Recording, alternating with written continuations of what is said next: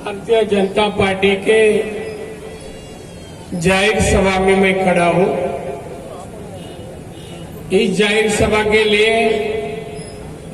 कुछ ही समय पर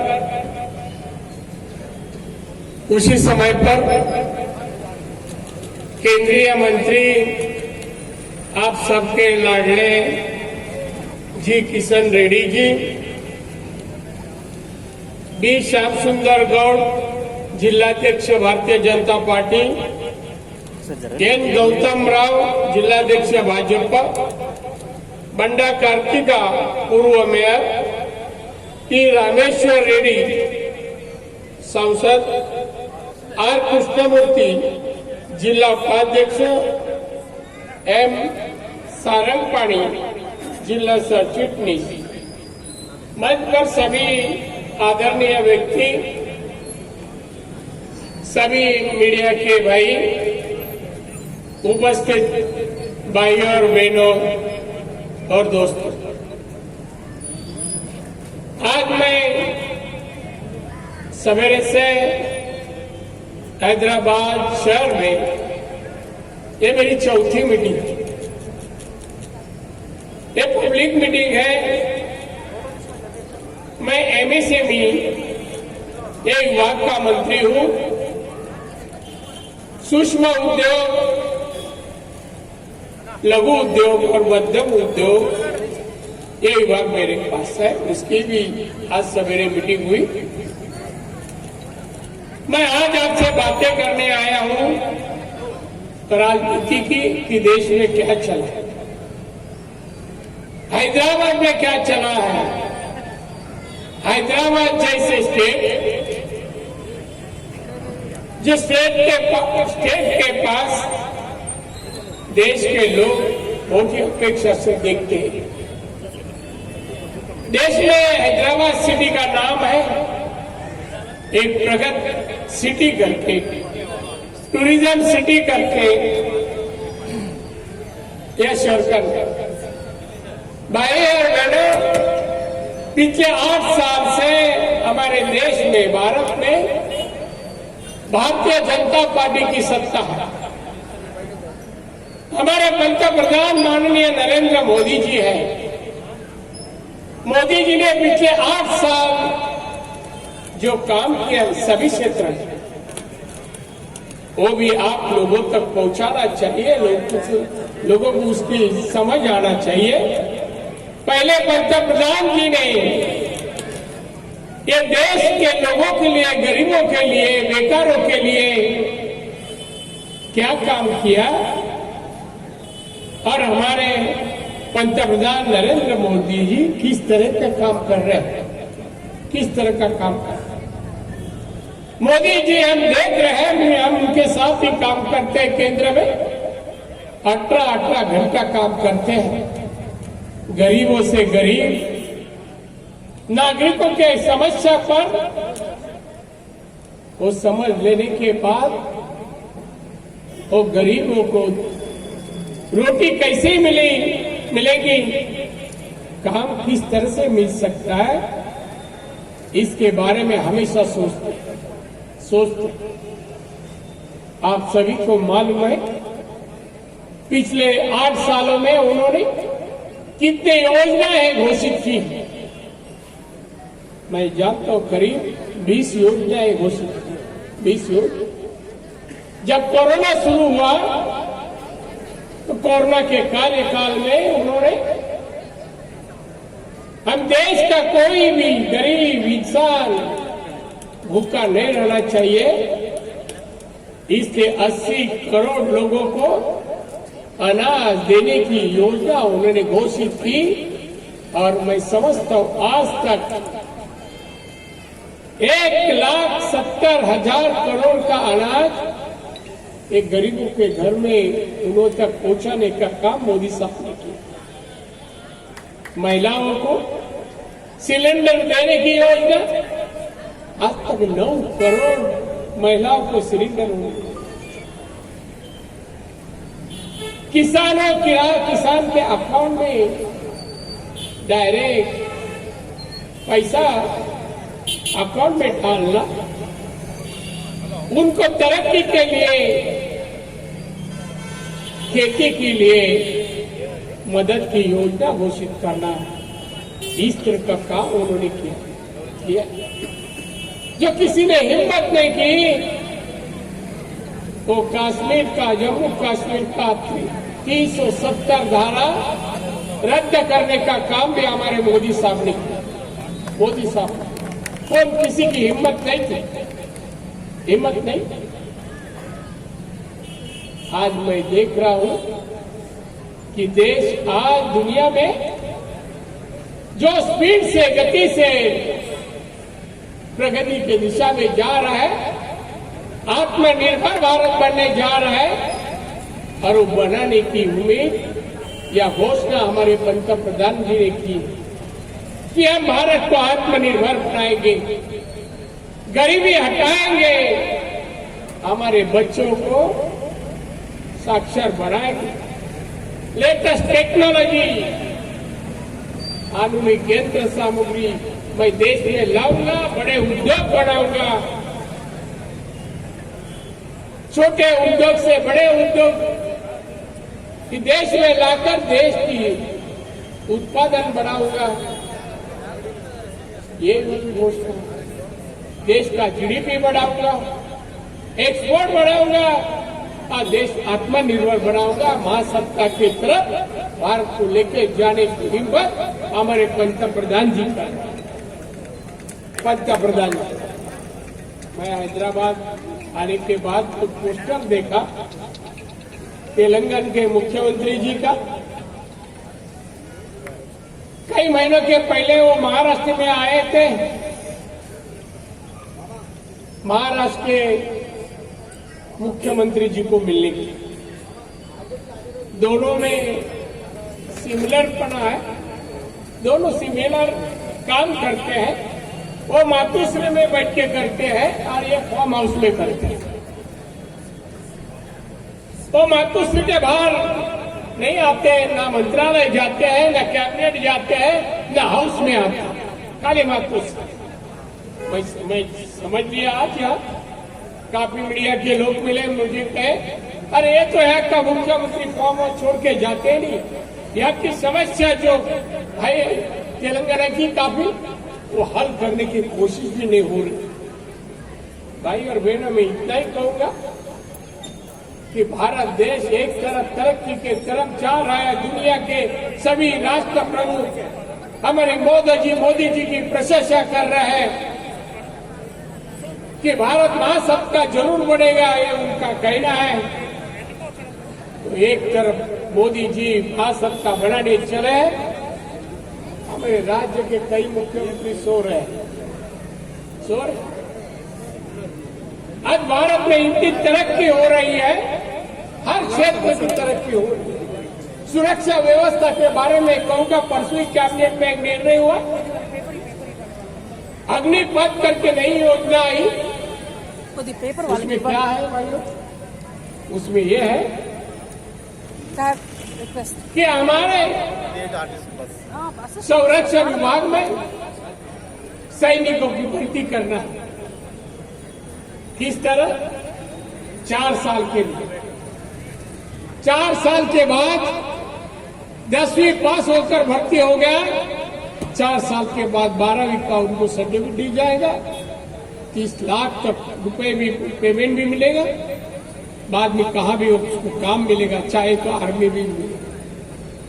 एक तो अच्छी सुरक्षा व्यवस्था मजबूत करना, दूसरे युवा को, यूथ को नौकरी पा लेना देना, ये इसलिए हमारे पंतप्रधान ये योजना लाई। और एक योजना आ रही है मेरे डिपार्टमेंट की, जो कारपेंटर है, बाल काटने वाले नावी है, ऐसे जो अलग अलग छोटे काम करने वाले जो लोग हैं, उनके लिए योजना आ रही है। उनको उद्योग के लिए, छोटे काम व्यवसाय करने के लिए सरकार अभी कर्जा देंगी, लोन देंगी और उनकी आर्थिक क्षमता मजबूत करने की कोशिश कर रहे हैं कि उनको, किसी को भी हमारे देश में हमारा हमें बिजनेस नहीं है, नौकरी नहीं है, भूखा सोना नहीं पड़ेगा इसके आगे। तो मोदी जी एक काम कर रहे हैं, बाकी जी कांग्रेस वाले टीका कर रहे हैं। मोदी जी ये कर रहे हैं, वो कर रहे हैं, क्या कर रहे हैं बोलो। मैं आज सवेरे निकला मैं दिल्ली से, तो मेरा एयरपोर्ट जाने का रास्ता कांग्रेस के ऑफिस के बगल से जाता है। मैं एक बड़ा पोस्टर देखा, वो वही ऑफिस के नजदीक ईडी का ऑफिस है। वो ईडी के ऑफिस में अभी जांच चालू है कांग्रेस के नेता राहुल गांधी। उधर भीड़ थी, पुलिस भी थे। अरे मैं पोस्टर देखा, कांग्रेस का झंडा था। पोस्टर क्या था? सत्यमेव जयते, और राहुल गांधी का फोटो था। अरे सत्यमेव जयते और राहुल गांधी का मतलब क्या है? क्या कोई मंदिर में गए करके ईडी में इंक्वायरी चालू है क्या?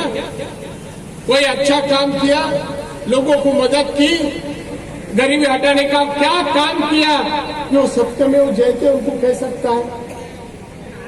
एक तो मोदी जी के ऊपर, अमित जी के ऊपर क्रिटिसाइज करते हैं। अरे तुम लोग गलत काम क्यों करते, करप्शन क्यों करते? अभी तक तुम लोग ने इतने साल में, 70 साल में इसके सिवा क्या किया? ईडी की इंक्वायरी ऐसी नहीं हो जाती है, तो उनको भी मालूम है, तो भी टीका क्रिटिसाइज करते हैं। उनको लगता है ऐसे उनको मंदिर जाते जाते अरेस्ट करना चाहते हैं और इंक्वायरी करना। तो आप सभी को मेरा यही कहना है कि हमारे भारतीय जनता पार्टी ने जो 500 साल में राम मंदिर नहीं बना था, वो भी हम जो भूमि पूजन करके वो भी बना था। 370 का कोई भी पीएम हटा नहीं पाया। हम वो मुद्दा खत्म करें, धारा 370 रद्द किया।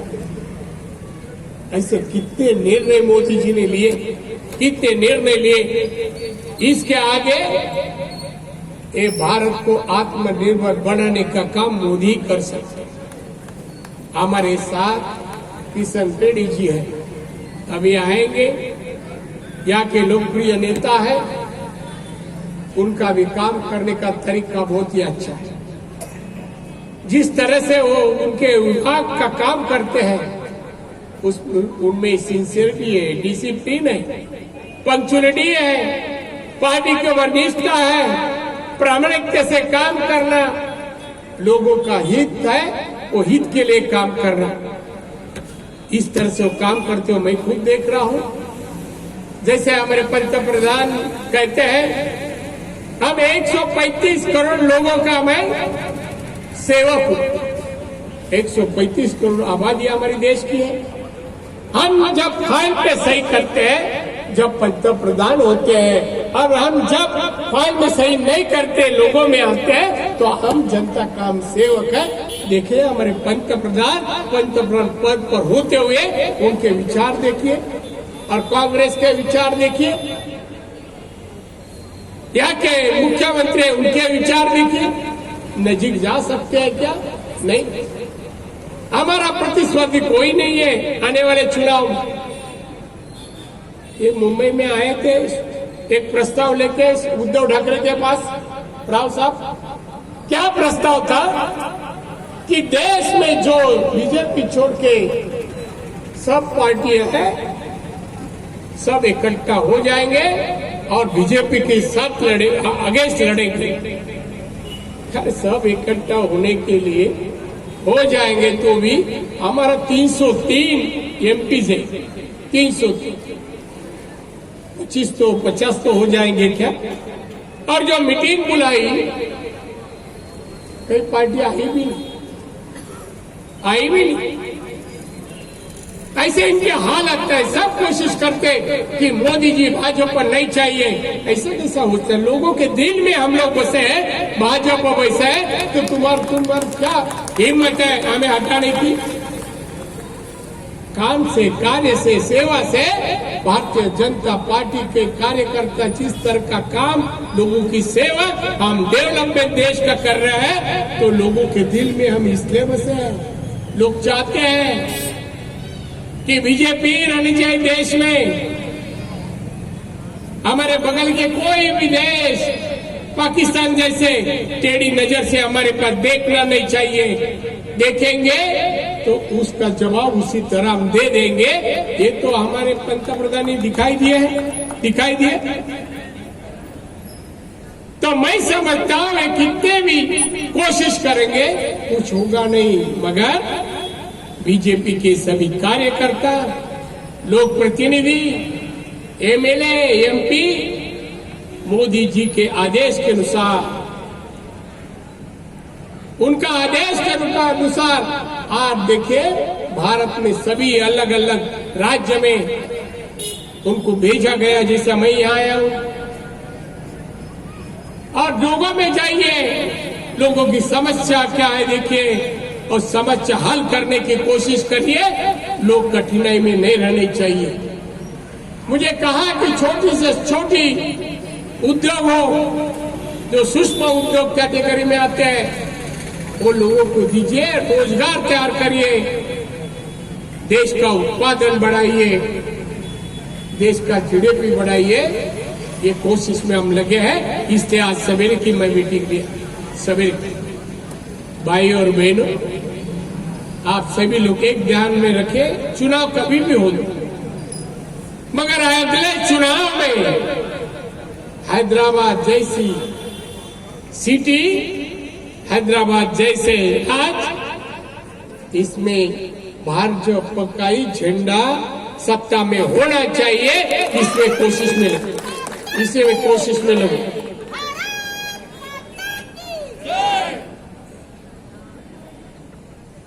भारत माता की जय। आवाज इतना जोर से नहीं है, ठीक? माता की जय। Okay, very good. जय। समझता हूँ